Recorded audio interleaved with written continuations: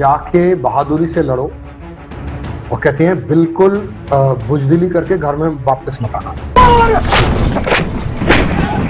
बहुत बेतरतीब फायर आया पाकिस्तानियों का और हमारे 4-5 आदमी नीचे गिर गए। उसकी पूरी मैगजीन खाली हो रखी थी और उसका जो कलमे वाली उंगली है, ये वाली उंगली, वो ट्रिगर पर थी। एक बार आदेश मिल गया तो काम पूरा होना है, टास्क पूरा होना है।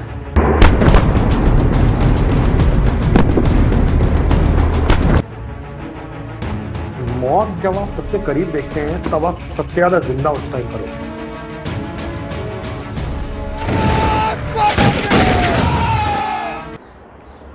कारगिल वॉर के 21 साल बाद हम आपके लिए लेकर आए हैं कुछ अनसुनी कहानियां। बात करने वाले हैं एक वीर की। इस वीर सैनिक ने न सिर्फ कारगिल में लड़ाई की, जीत कर आए और एक नया कीर्तिमान भी स्थापित किया। और ऐसी कहानी जो आपने ना तो अभी तक पढ़ी है, न सुनी है, न देखी है। फिर से जानना चाहूंगी, आप उस समय किस एज के थे? कहां पर आपको मालूम पड़ा कि आपको इस कारगिल दिवस के लिए या कारगिल लड़ाई के लिए, युद्ध के लिए जाना पड़ेगा? मैम मेरी उस टाइम पे मैं शायद 29 साल का था, 28 साल का था और मैं 7th बटालियन में पैराशूट रेजिमेंट में था और हम अपनी पीस लोकेशन में थे आगरा में। और एक्चुअली हमारी बटालियन 8-9 साल तक लगातार फील्ड के बाद, बहुत सालों बाद 6-7 महीने पहले ही पहुंची थी और हमारी काफी सरगर्मी से काफी ट्रेनिंग व्रेनिंग चालू थी और पैरा बटालियंस की ट्रेनिंग वगैरह बहुत ज्यादा होती है पैराशूट रेजिमेंट की। तो हमको तो यूं तो हमें 4 मई से आइडिया ये लग गया था कि कुछ हो रहा है, वॉर होगी, बट हमको ये नहीं पता था कि हम लोग कब भेजे जाएंगे। तो ऐसे 1 जून को हमको आदेश मिला, हमारी बटालियन को ऑर्डर पास हुआ और हम लोग 1 जून की शाम तक सभी एयरपोर्ट पहुंच गए। रात के दौरान हमने पूरे इल्यूजन 70 IL-76 एयरक्राफ्ट की लोडिंग करी, सब गाड़ियां वाड़ियां, हथियार, असला सब कुछ लोड किया, राशन लोड किया और सवेरे 5 बजे हम लोग टेक ऑफ हो गए थे और 7 बजे हम लोग लेह में लैंड हो गए थे। और लेह में लैंड होते ही मजे की बात यह है कि हमारे को बोला था कि मैरून बैरिज मत लगाना और अपने विंग्स मत लगाना, कुछ भी पता नहीं लगना चाहिए, बट एक्चुअली पैरास की ड्रेस थोड़ी अलग होती है। उसको जैसे ही हम लैंड हुए उसके आधे घंटे बाद हमने रेडियो ऑन किया और BBC वर्ल्ड में अनाउंस हो गया था कि Indian paratroopers have arrived in Leh town, कि भारतीय छात्रधारियों की अग्रिम टुकड़ियां लेह में लैंड हो चुकी हैं। और हम लोग उधर ही बैठे हुए थे, हमारा पूरा सामान रनवे पर था और जनरली हम लोग हंसी मजाक कर रहे थे आपस में। उसके बाद वाकया शुरू हुआ कारगिल वॉर का। अच्छा, जो मैंने आपको पहले नहीं बताया वो मेरी वाइफ ने भी बताया। बहुत एक अच्छा वाकया बताना चाहता हूँ कि मेरे फादर से वॉर में कैजुअल्टी हुए थे। तो मैंने लेह टाउन से अपनी मम्मी को फोन किया। मोबाइल फोन तो होते नहीं थे, तो करीब 4-5 किलोमीटर पहाड़ मार्केट में जाके 6-7 किलोमीटर पैदल जाके फिर फोन किया। तो मेरी मदर ने तो बड़ा, मैंने उनको बोला कि मैं लेह में हूँ और मैं इधर जा रहा हूँ, तो मेरी मदर ने ऐसे किया जैसे कुछ हुआ ही ना हो लाइफ में। उन्होंने बोला कि जाके बहादुरी से लड़ो और कहती हैं बिल्कुल बुजदिली करके घर में वापस मत आना। एंड हाँ, शी सेज कि ये तो फैमिली ट्रेडिशन है, बहुत अच्छी बात है। और बोलती है कि अगर कहती है इट इज बेटर कि तुम डब्बे में बंद होके आ जाना वापस, कहती है लेकिन बहादुरी से लड़ाई करो जाके। ओह गॉड! क्या, और मेरे फ्रेंड्स भी और हम सब सुन रहे हैं उनकी बात कि अरे क्या बोलेंगी आंटी, क्या बोलेंगी मम्मी। तो सडनली उनकी बात सुन के हम सभी बड़े हंसने लगे और फिर काफी जोश भी आ गया कि चलो कोई नहीं। थोड़ा दुख भी हुआ मेरे को, मैंने बोला यार क्या है यार, मम्मी हमेशा फालतू की बात करती रहती है मम्मी जी ने की, but it's okay, it was good. तो उसके बाद फिर हम लोग वहां से हम लोग को 2-3 जगह पे मूव किया गया। फाइनली हम उस रात द्रास पहुंचे, उस शाम को, जब टोलोलिंग और टाइगर हिल पे अटैक्स हो रहे थे और भारी तोपों की गोलाबारी हो रही थी, मिसाइल्स फायर हो रही थी, मल्टी बैरल रॉकेट लॉन्चर्स का फायर हो रहा था। और क्या होता है कि जब ये मल्टी बैरल रॉकेट लॉन्चर्स और लॉन्ग रेंज आर्टिलरी फायर करती है तो इसके पीछे से पूरे फ्लेम्स दिखते हैं जाते हुए।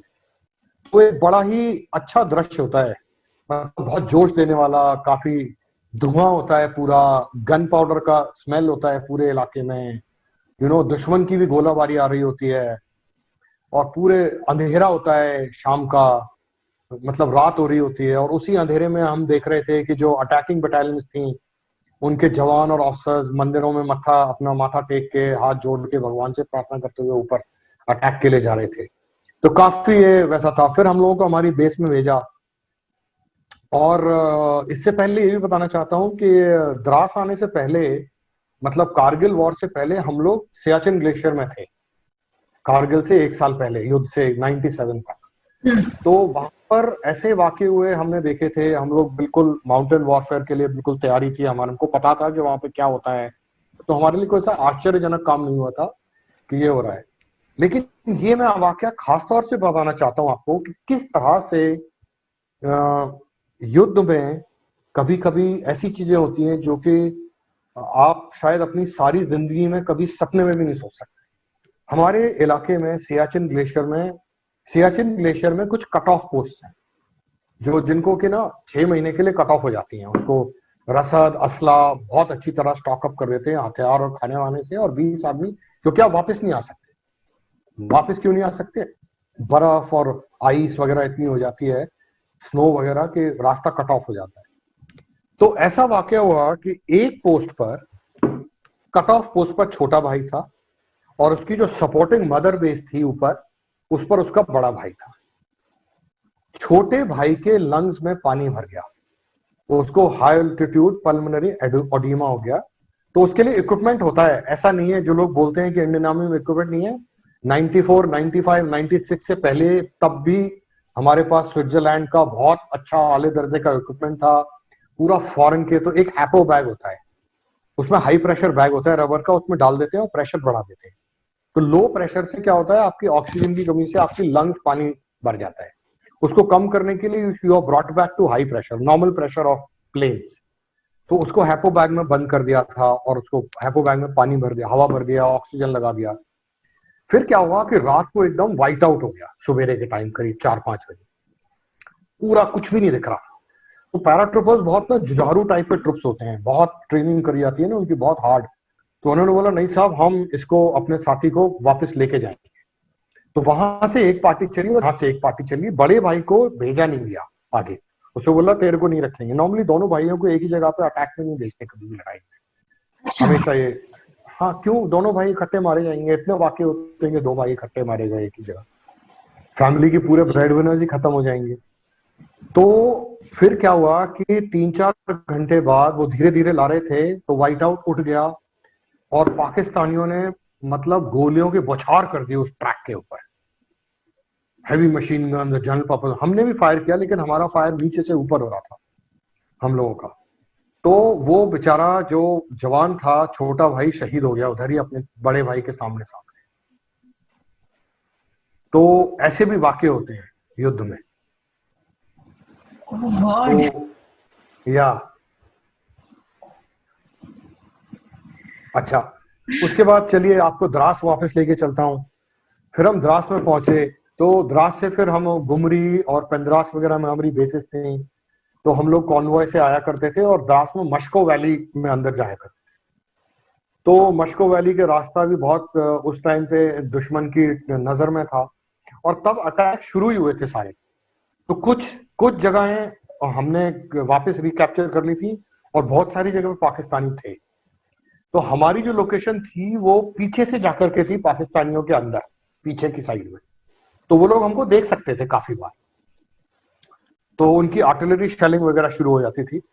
और द्रास से पहले एक ब्रिज है, द्रास जब आप जाते हैं तो आपके लेफ्ट साइड में बहुत सारी क्लिफ्स आती हैं पहाड़ की, और क्लिफ्स अचानक एक जगह खत्म होती है, और उसके आगे एक बहुत बड़ी वैली है, द्रास वैली।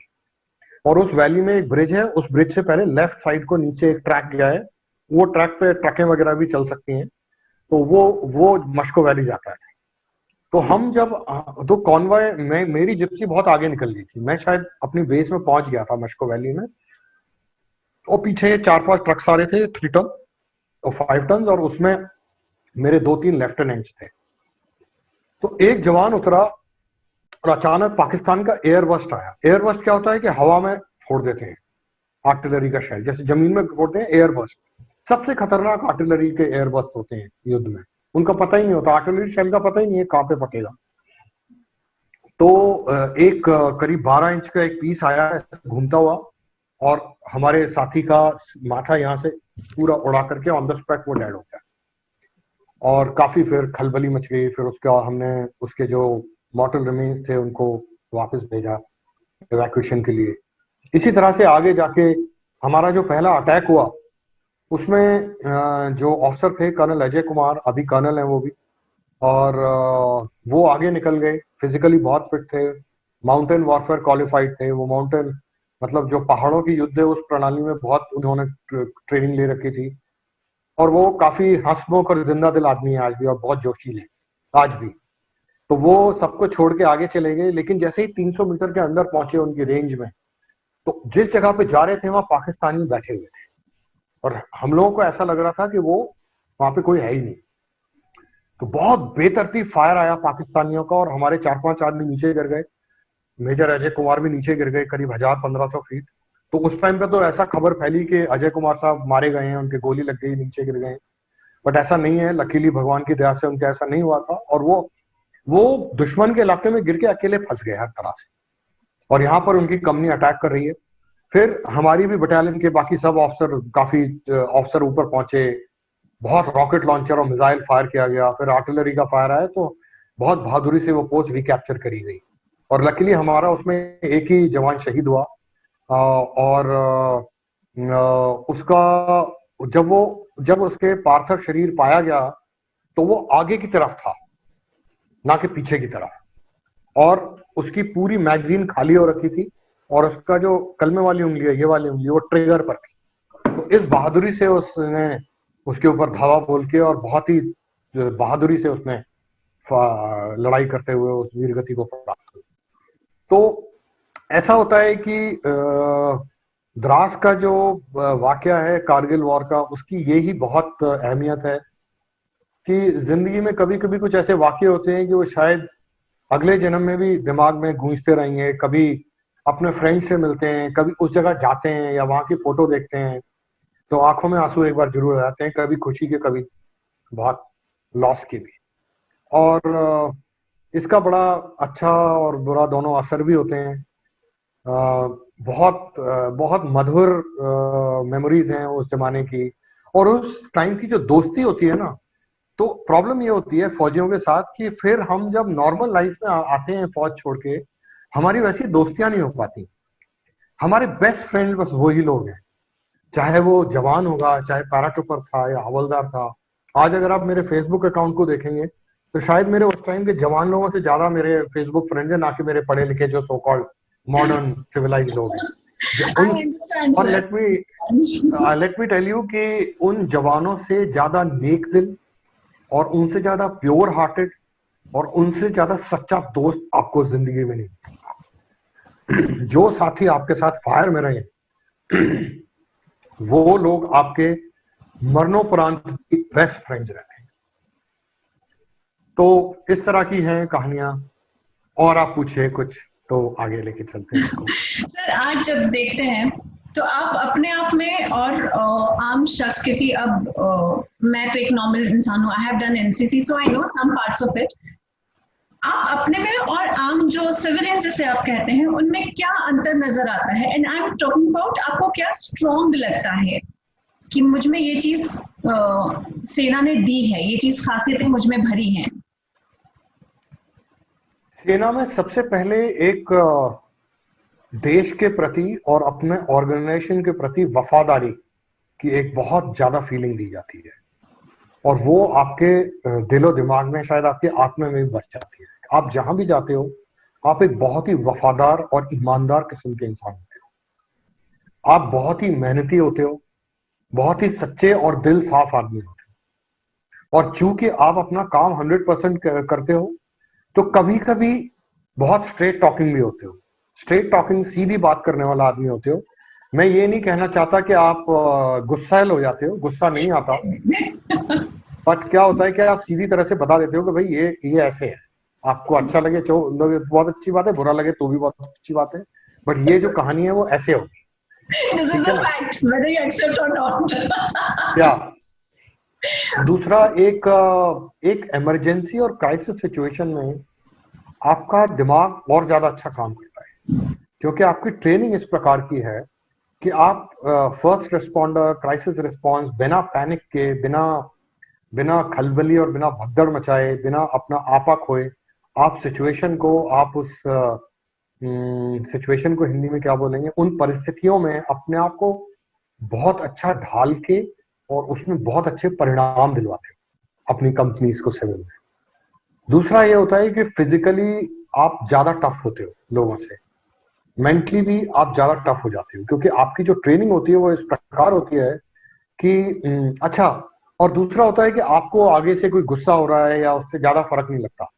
बहुत लोग बोलते हैं कि ये गाली दे रहा है, ये ऐसी है, ये वैसी है। आजकल तो लेडीज ने नंबर काट रखा है मर्दों का गालियां देने में, ये मैं यहाँ पे देखता हूँ, मेरे पास वीडियोस भी हैं। खैर ये बहुत एक काबिले तारीफ बात है, ये बहुत अच्छी बात है, कम से कम डराया तो आप लोगों ने।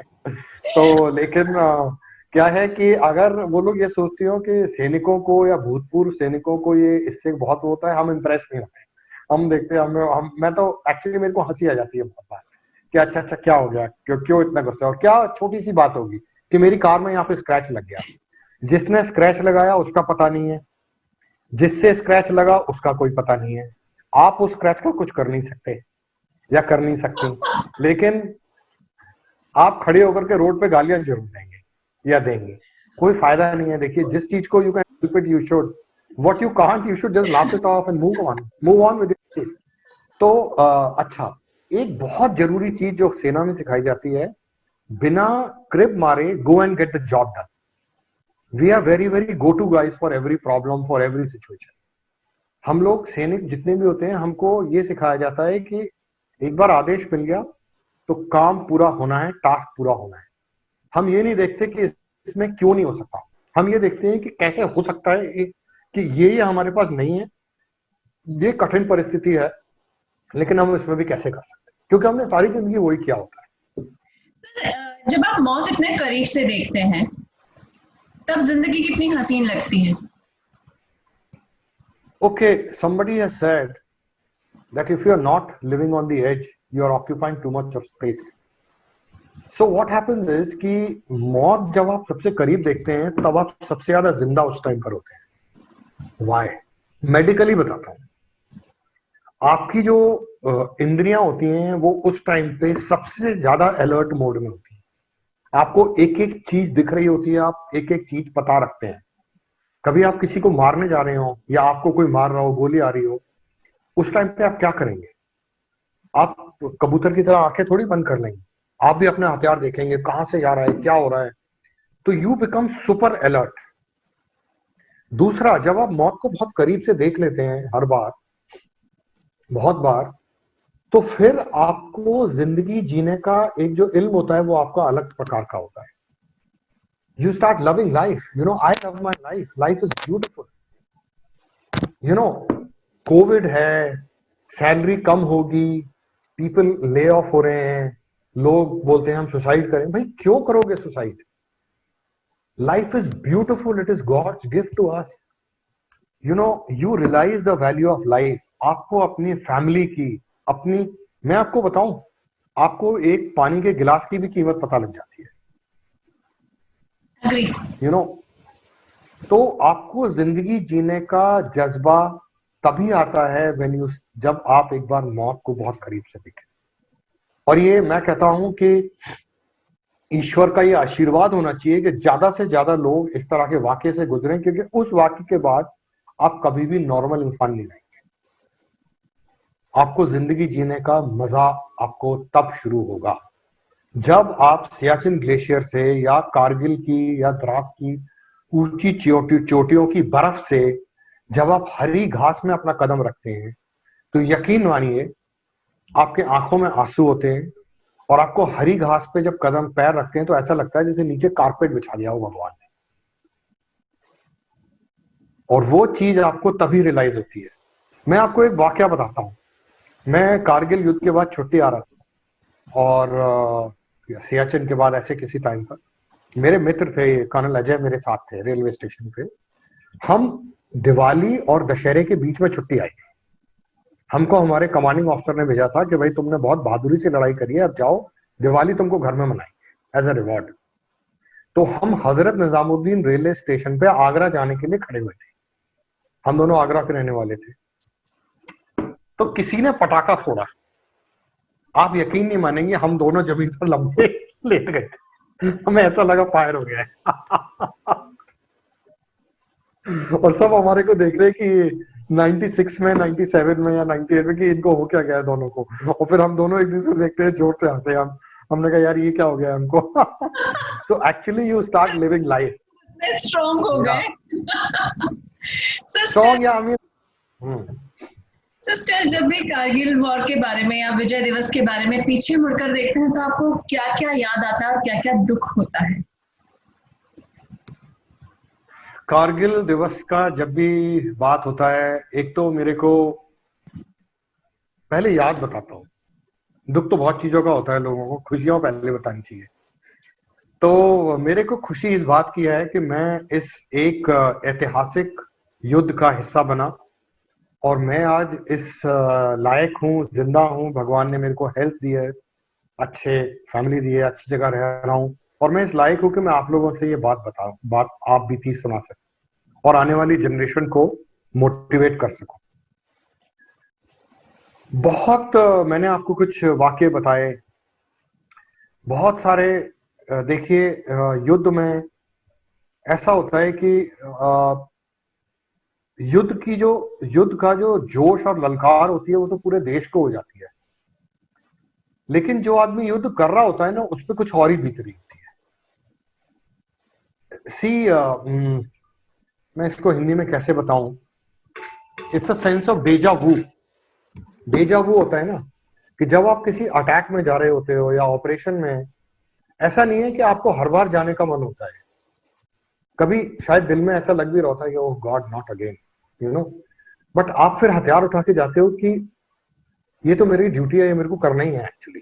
अब चाहे फायर आए, चाहे कुछ भी हो, या मरे या जिए। और ऐसा कोई दिमाग में सोच के नहीं जाता कि मैं मरूंगा। एक फियर ऑफ अननोन जाने से पहले जरूर होता है दिमाग में कि पता नहीं क्या होगा, बट ऐसा कोई भी इंसान नहीं है या जानवर भी नहीं है जो ये सोच के घर से बाहर निकलता हो कि आज मैं मरने जा रहा हूं। ये तो एक वाकया हो जाता है, कोई गोली लग जाती है, कोई स्प्लिंटर लग जाता है, शायद उतनी सांसें, ये सब बहाने हैं, मरने के बहाने होती हैं। तो क्या होता है कि जैसे मेरे साथी थे, हाँ, कैप्टन विक्रम बत्रा साहब, परमवीर चक्रा, वो उनकी बटालियन और हम साथ में ही थे। तो उनके साथ हम लोग बात करी थी। हम लोग ऊपर जा रहे थे, वो लोग नीचे आए थे रेस्ट करने। उनकी शहीदी से पहले हम लोग साथ में थे, एक रात पहले। तो हम लोग उनसे पूछ रहे थे कि अच्छा कैसे होता है। और हम लोग ने वो तो सिगरेट वगैरह नहीं पी रहे थे, हम लोग स्मोक भी कर रहे थे, मैं स्मोक करता था उस टाइम पे। तो उनसे पूछ रहा था कि कैसा होता है। तो वो हमको बता रहे थे कि ऐसे अटैक होगा, यहाँ से इतना फायर आता है पाकिस का, ये उनकी टैक्टिक्स होती हैं। और दूसरे दिन पता लगा कि 2 दिन बाद वो नहीं रहे हमारे बीच में।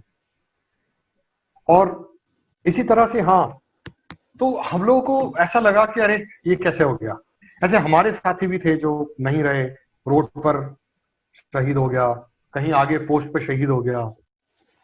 और क्या होता है कि जब कोई आपका शहीद हो जाता है तो ऐसा नहीं है कि आप बड़े खुश होकर के उसको विदा करते हो।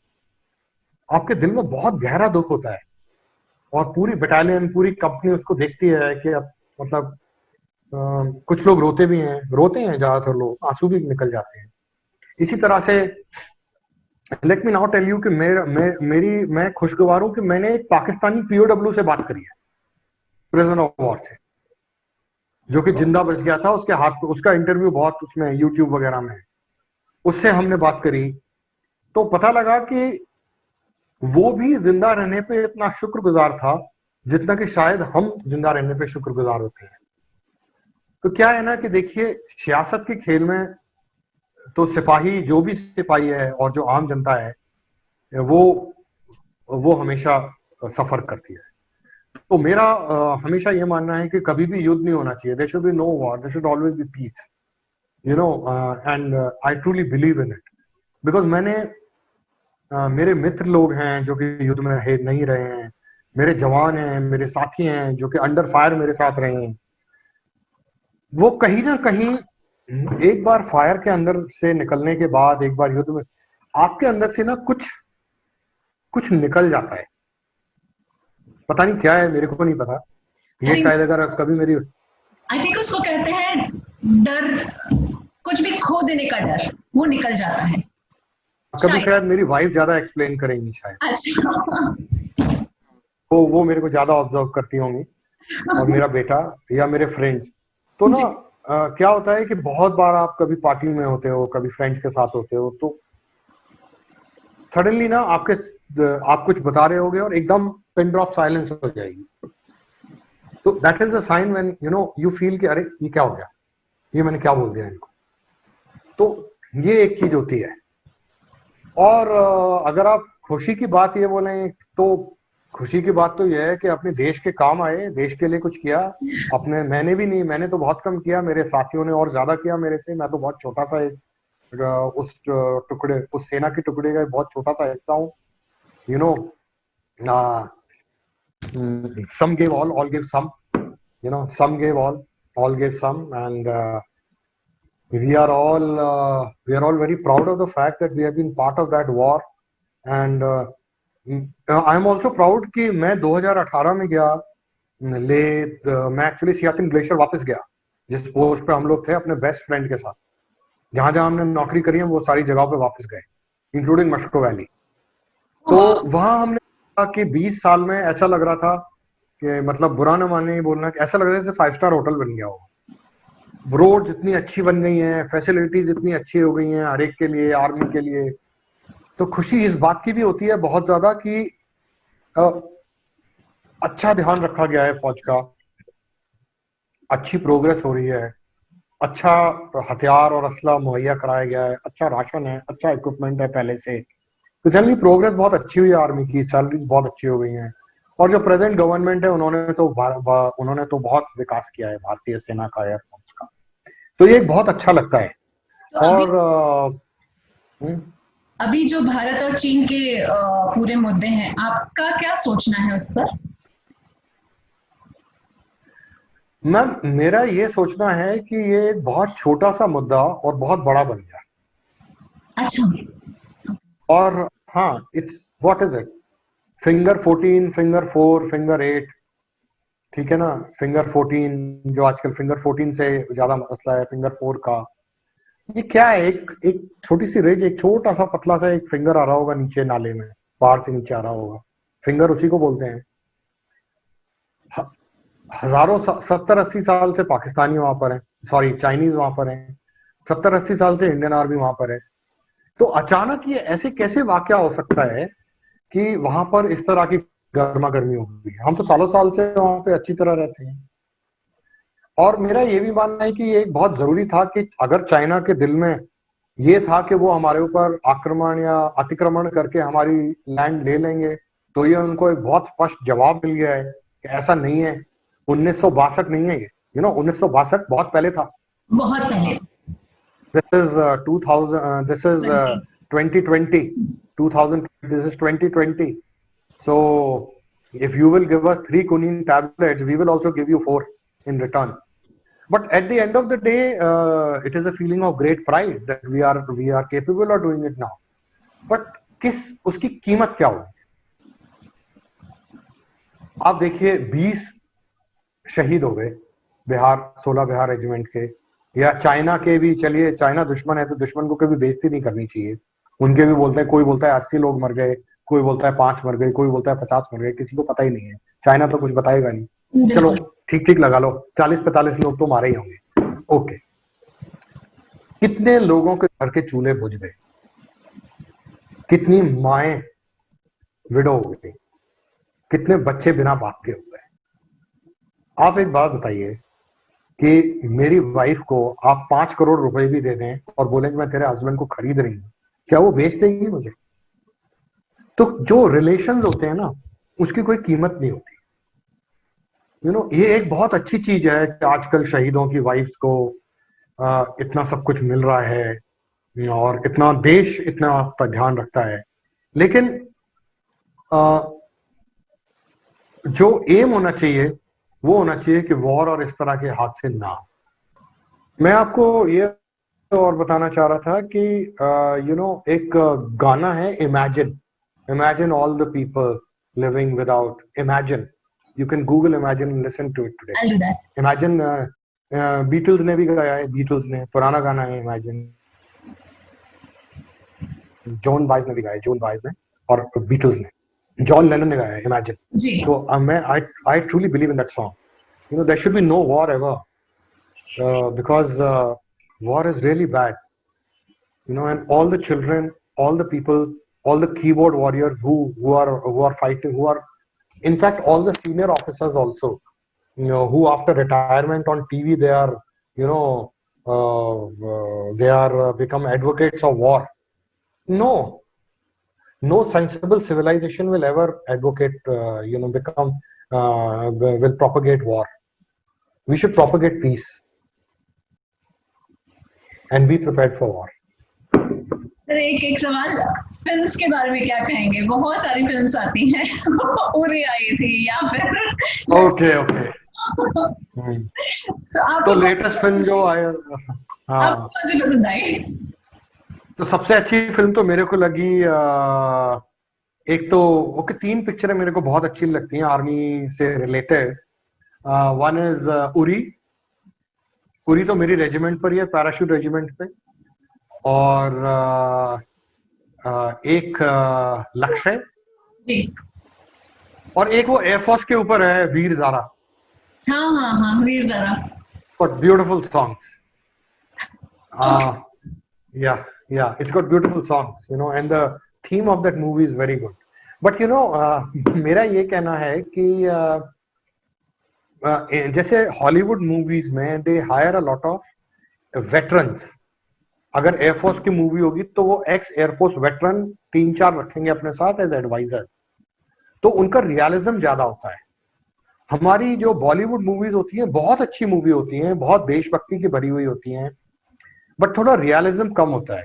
ठीक लगा लो, Hrithik Roshan, I am sure he can not kill 20 people with 1 grenade. I don't think so. Even Rambo could do it. So I mean, with all due respect to him, ठीक है, I'm sure he's a great fighter. He's a better fighter than all of us. But same goes even in Uri. थोड़ा ना हमारे यहाँ dramatisation ज्यादा हो जाता है। तो जो सीरियस मूवीज बनाते हैं ना आप, लक्ष्य, कारगिल वॉर के ऊपर, उरी, सर्जिकल स्ट्राइक्स पे, it should have that sense of realism. ऐसा है ना कि आप, ऐसा तो नहीं है कि हमारा दुश्मन सिर्फ भागने के लिए बना है, उसकी भी आर्मी इक्वली वेल ट्रेन्ड है, उसके पास वही हथियार हैं जो हमारे पास हैं। और खासतौर से पाकिस्तानी तो हमारे जैसे ही हैं दिखने में भी, उनका खाना और सब कुछ ही हमारा जैसा है, पहले इंडिया का पार्ट थे वो, है ना।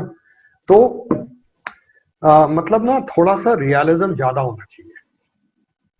आई सल्यूट द देशभक्ति and the patriotism and the movie making. I'm sure it's a very difficult thing to do. I'm not a movie maker, I don't know, but थोड़ा सा we should be more realistic about it.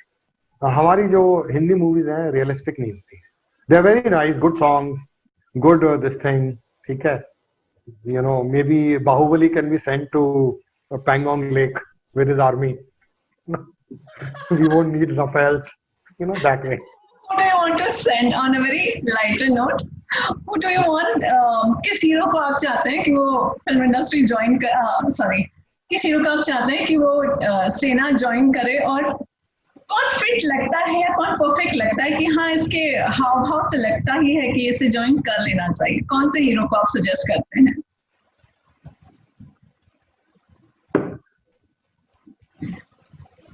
हाँ, Hrithik Roshan can do it, but he'll have to take a haircut. And Vicky Kaushal, of course, he can do it, I suppose. He has built himself up very well. He looks like it. And these are the 2 actors I can think of. I'm not a very great movie buff. No, that's... So, एक और चीज, tell me. ये एक और चीज विक्रम बत्रा साहब की मैं जानना चाहूंगी, आप जब भी उनसे मिले थे उस समय, तो अगर कुछ बता सके वो किस तरीके की शख्सियत आपको लगे थे उस छोटी सी मुलाकात का, क्योंकि he is बहुत बड़े हीरो के तौर पे वो उभरे हैं और certainly everybody has lots of respect for him. Yeah, even we have a lot of respect for him. But at that time when we met as captains and majors. As nobody knew that he will walk into history the next night, and nobody knew that we are meeting such a great legend. Legends are not born. Legends are never born. You know, they are made. They are made by history, by their deeds. So he went and did something out of ordinary, beyond himself, and that's how he's become such a revered, legendary warrior figure in our nation. He was the most humble person you can ever meet. Actually, Oh, that's I really found him to be. Yeah, I mean, it is like this for me. अगर आपको मौका अब दिया जाता है certainly आपने तो अब now you're on other side of life, other part of your life, the development. आज फिर से बुलाया जाएगा तो जाएंगे? हाँ जरूर। मेरा तो भगवान से ये प्रार्थना है कि मेरे को अगले जन्म में भी मेरे को बस 7th battalion the parachute regiment में ही भेजा जाए और कहीं। और मैं बहुत, मेरे को फक्र है इस बात का कि मैं 7 पैरा का ऑफिसर हूँ और मैंने 26 असम राइफल कमांड करी है। और मेरे को ये बहुत सेटिस्फैक्शन है अपने दिल में कि मैंने 25 साल अपनी बटालियन को दिए, if not the country, and अपनी सेना को दिए। और मेरा आने वाली पीढ़ियों से भी यही कहना है कि अपने देश के प्रति, अपनी सेनाओं के प्रति मतलब नेवी, एयरफोर्स और आर्मी के प्रति और सभी सिक्योरिटी फोर्सेस के प्रति आपको बहुत फक्र होना चाहिए। और खासतौर से जो सोल्जर्स हैं उनकी बहुत रिस्पेक्ट करनी चाहिए। मैं देखता हूँ कि बहुत लोग रिस्पेक्ट नहीं करते हैं सोल्जर्स की, और उनके साथ आपको बहुत विनम्र और बहुत धैर्य के साथ पेश आना चाहिए, क्योंकि आपको पता नहीं कि वो कौन से युद्ध से आया है और उसके दिमाग में कौन सा युद्ध चल रहा है कब। मैं यही कहना चाहूँगा।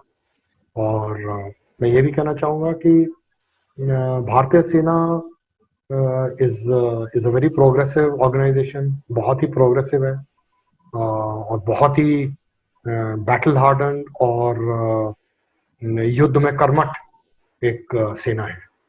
तो हालांकि सभी सैनिक पीस चाहते हैं, लेकिन आने वाले जितने भी दुश्मन हैं उनको ये पता रहना चाहिए कि अंतिम आश्चर्य उन्हीं को ही होगा, भारतीय सेना को नहीं होगा। सबसे ज्यादा आश्चर्य जो हमारे दुश्मन है उन्हीं को ही होगा, क्योंकि हमारे सैनिक हमेशा तैयार है। Thank you sir, thanks a lot. Last time when we spoke हम कहीं और कुछ और जर्नी में आपके साथ करके आई और इस बार मैंने कुछ और जर्नी की है। I can really not say कि कैसे compare करूं, but it was humbling experience to talk to you and knowing somebody so closely. So thank you ma'am, and for me also it's a very humbling experience.